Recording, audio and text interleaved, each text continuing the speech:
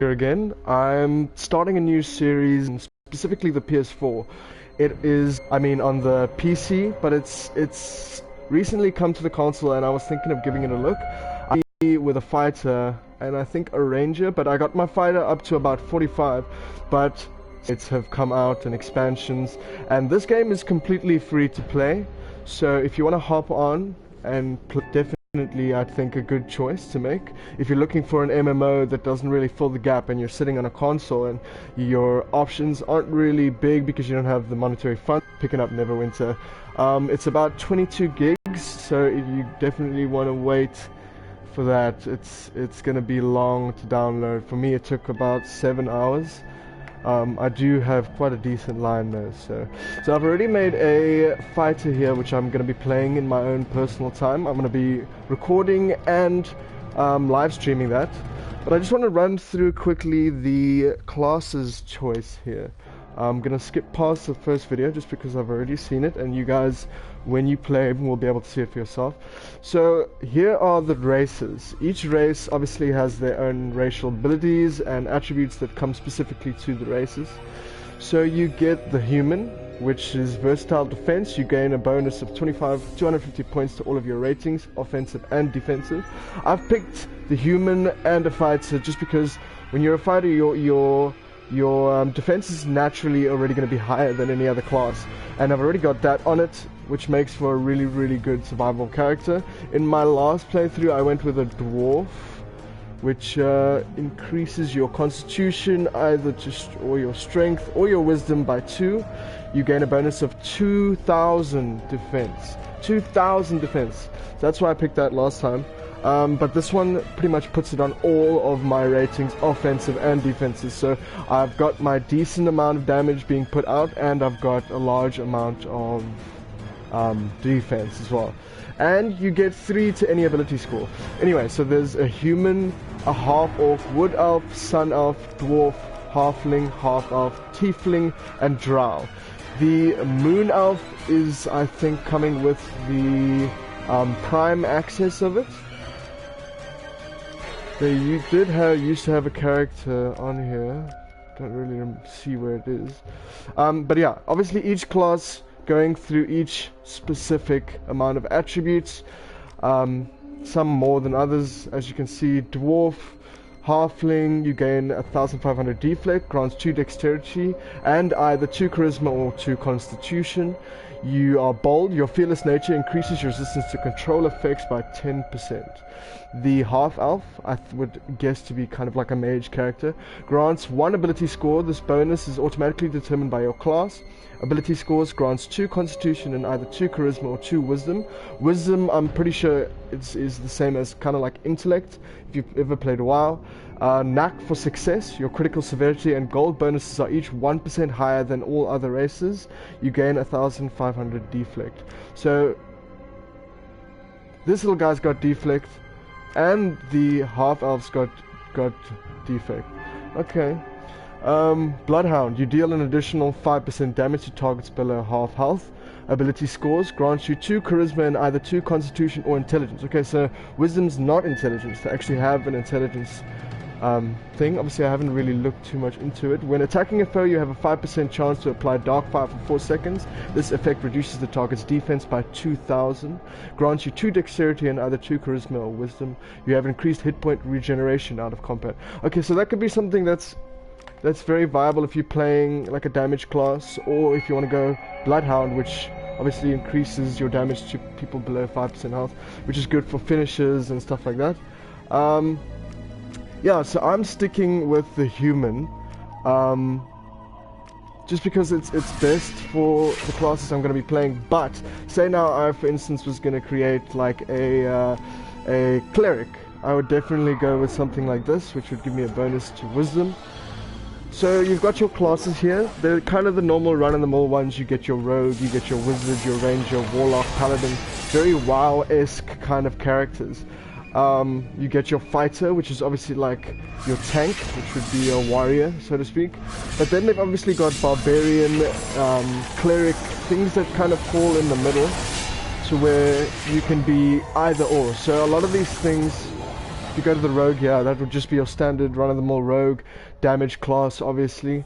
Cleric, which is your healer, but I'm pretty sure, as you can see there, written in blue in the description, upon reaching level 30, clerics may specialize in either healing or dealing damage. That might be something I might go into, just because I think they would have lots of crowd control effects and things that could help. Obviously being the wizard, which is kind of in the same field, obviously just purely dealing damage, but the cleric could kind of, in my opinion, match. I mean, any good class doesn't outweigh the other. Obviously you'll get some that are better, but a good cleric could definitely outplay a wizard, you know what I mean? Especially when we're bringing in PvP aspects into the game, which will be a completely another series on its own. Rangers, I've played a lot in the past, and I have made a ranger on here before. High damage, high mobility. You know, if that's your kind of thing, picking enemies off from a distance, then definitely go for this. I think there is an option in it though to change to daggers, so you're not limited to your bow and arrow. You do get close combat. Obviously it's not going to be as good as the rogue or something like that, but definitely it would be a good choice if you're looking into a pure DPS class. The warlock, obviously being again another pure DPS class, they always have been. In my experience of warlocks, I don't know if it's really the same here. You kind of use dots and draining vampiric magic to kind of get a handle on your enemies. Let's just read the description here. The Warlock is a spellcaster who draws power from a pact forged with the Eldritch Being. Warlocks weave curses and destructive magics and can even drain the life force of their foes. Again, once you reach level 30, you can either specialize in either dealing damage or healing. Okay, so the Warlock is essentially a healing class. So if you wanted to be more of a healer but still do damage, you'd go into a Cleric, and if you wanted to be kind of like a support character that deals a decent amount of damage, you'd go with a Warlock. Now you must remember, just because you're picking either one of these specs, especially for the Warlock I would say, doesn't mean you're not going to be somewhat of a hybrid. With the Cleric you could always do damage, go into damage and still be a support class. With the Warlock you'd obviously go pure support or pure vampirism kind of thing. Paladins, I know they've always been healers and kind of warrior tanky classes.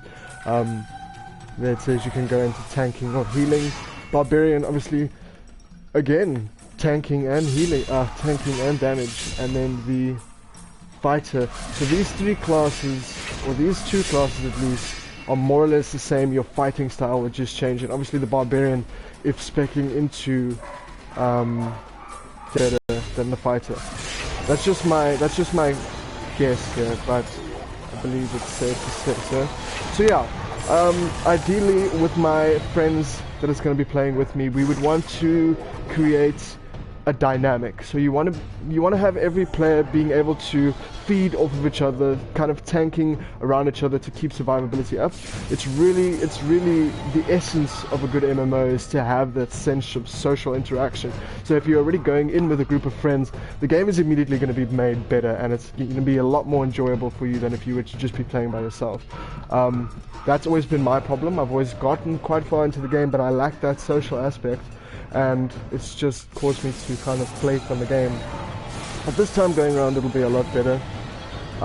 We'll probably have many hours of live streaming as opposed to videos, but I will post videos up there for those who actually want to watch, specifically guides and things like that, just like a walkthrough for the basics, trying to get you on the right path to being a good character. We're going to be playing this game full, so whenever we can, however we can, we're going to be playing alone, solo, and then kind of just live stream when we're together. I might live stream alone occasionally, but more so I'm going to be live streaming with party members, just because it creates a better experience. Anyway, so yeah, I might be going to a Cleric just because one of them's already said they want to be kind of like a tanky damage build. So the damage is kind of going to be off. I want one of us to be a tank, I want one of us to be a healer, and one of us to be a pure damage, or maybe even a support, kind of hybrid on both damage and support. I might even go both and end up picking the Warlock or something, just to be able to do enough damage and support my teammates at the same time. Anyway, that's it for this video. I'm just making this as a basic guide for a few friends of mine. If you want more, I will be posting on the Twitter, Facebook pages that I'm going to be making.